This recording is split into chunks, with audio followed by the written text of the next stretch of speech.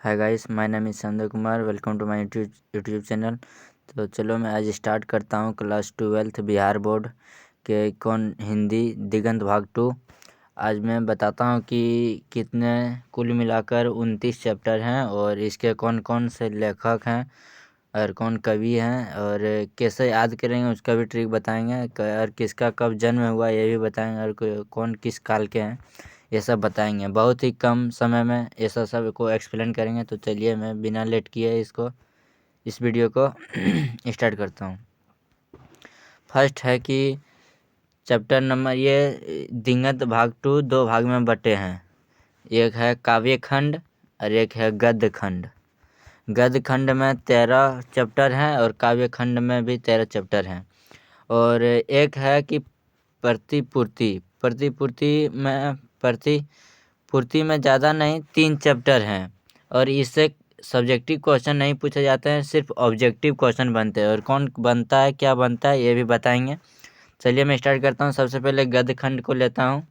आप देख लीजिए ये चैप्टर, इधर चैप्टर का नाम है जितना भी है और इधर लेखक के नाम है और लेखक यार इस कविता की विद्या पाठ की विद्या क्या ये है और इधर लेखक का जन्म कब हुआ और ये किस काल के हैं।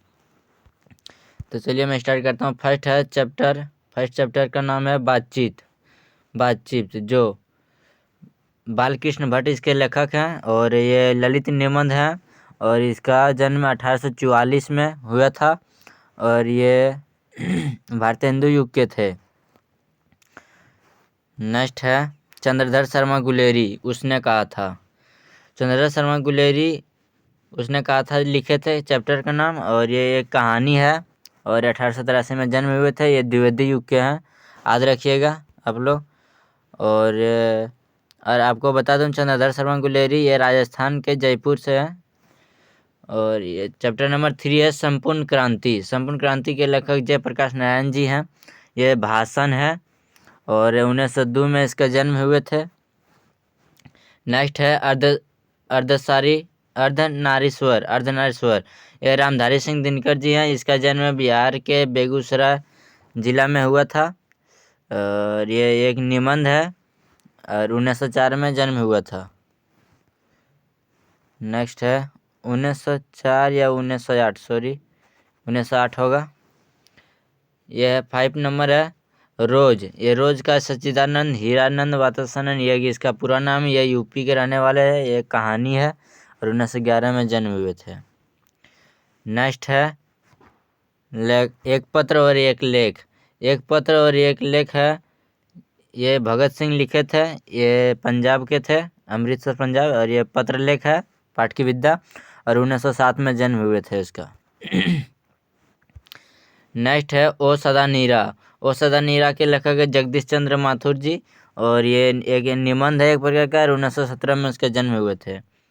8 चैप्टर है। 8 चैप्टर का नाम है सिपाही की माँ और ये एक मोहन राकेश जी लेखक जो है लिखे थे सिपाही की माँ। एक एकांकी है पाठ की विद्या और 1925 में जन्म हुए थे। 9 नंबर चैप्टर का है प्रगीत और समाज। यह नामवर सिंह लिखे हैं और यह एक निबंध है और 1927 में जन्म हुए थे ये इसका। फिर 10 चैप्टर का नाम है जूठन जो कि ओम प्रकाश वाल्मीकि जी लिखे हैं और यह एक आत्मकथा है और 1950 में जन्म हुए थे। नेक्स्ट है हंसते हुए मेरा अकेलापन मलिया जी लिखे हैं और यह एक गद्य है या डायरी आप बोल सकते हैं एक प्रकार का। और यानी गद्य तो है ही है लेकिन उसमें से एक डायरी है, ठीक। 1935 में जन्म हुए थे इसका। तिरिच के लेखक हैं उदय प्रकाश जो 12 चैप्टर है और यह कहानी है। तिरिच एक प्रकार का, याद रखिएगा। 1952 में जन्म हुए थे।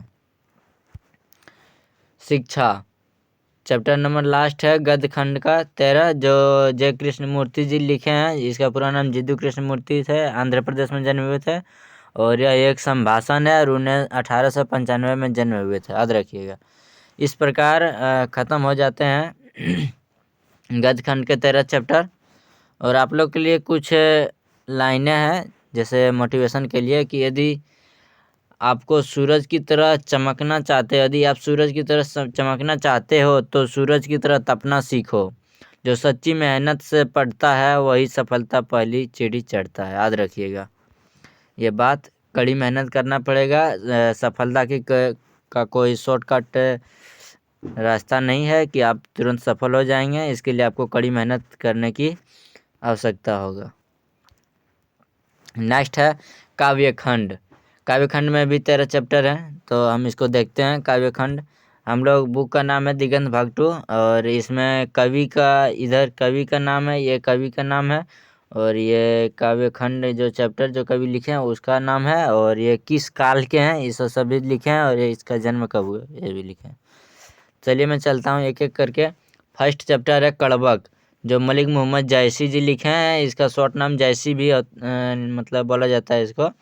और ये भक्ति काल के हैं, और 1492 में जन्म हुए थे यूपी में। याद रखिएगा।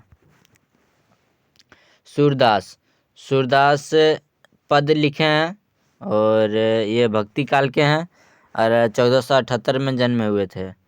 तुलसीदास भी पद लिखे हैं, जो कि भक्ति काल के हैं, और ये 1543 में जन्म हुए थे। नेक्स्ट है नाभादास, जो कि छपै लिखे हैं। छपै 6 पंक्तियों के समूह को कहते हैं छपै, और यह भी भक्ति काल के हैं, और यह 1570 में जन्म हुए थे। याद रखिएगा। नेक्स्ट है कवित, जो कि भूषण जी लिखे हैं, और ये रीति काल के हैं, और 1613 में जन्म हुए थे।